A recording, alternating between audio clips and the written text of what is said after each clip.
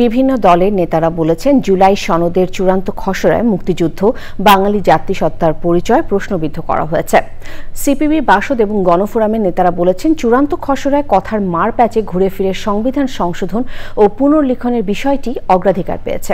ইসলামী ও সমমনা দলগুলোর মতের প্রতিফলন ঘটেছে বলেও মন্তব্য তাদের। জানাতুল বাকিয়া কেকার রিপোর্ট। রাজনৈতিক দলগুলোকে শনিবার রাতে পাঠানো হয় জুলাই সনদের চূড়ান্ত খসড়া।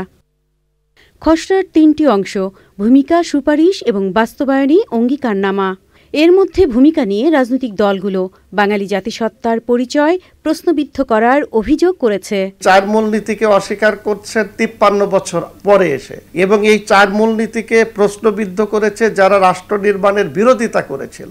প্রশ্নবিদ্ধ করার অর্থ হলো মুক্তিযুদ্ধকে প্রশ্নবিদ্ধ করা। ৭২-এর যে সংবিধান, সেই সংবিধানের কোথায় ঘাটতি আছে সেগুলো কিন্তু আপনি বলছেন না। ঘুরে ফিরে শুধু সংবিধানের বিরুদ্ধে কথা বলতে শুনছি। খসড়ায় ৮টি অঙ্গীকারের অন্যতম জুলাই জাতীয় সনদকে বিশেষ মর্যাদা ও আইনি ভিত্তির মাধ্যমে দায়মুক্তি দেওয়ার অভিযোগ করেছেন কেউ কেউ।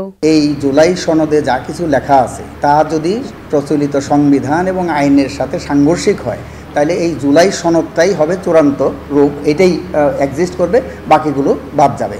এটা একটা ভয়ঙ্কর জিনিস যে তাদের মনে যে নতুন সংবিধানের বাসনাটা ছিল, সেই বাসনাটাই ঘুরিয়ে ফেরিয়ে কথার মার পেছে তারা এই জিনিসটা এখানে এস্টাবলিশ করার জন্য চেষ্টা করছে। সুপারিশগুলো বাস্তবায়নে আগে ২ বছর সময়সীমার কথা বলা হলেও চূড়ান্ত খসড়ায় বর্তমান অন্তর্বর্তী সরকারের আমলেই বাস্তবায়নের উল্লেখ রয়েছে।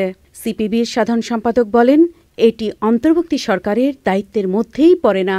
মনে হয় যেন যে সরকার, অন্তর্বর্তীকালীন সরকার ক্ষমতায় আছে, সে একটা বুদ্ধিটুদ্ধি বের করে কিভাবে জোর জুলুম করে এটা বাস্তবায়ন করতে পারে।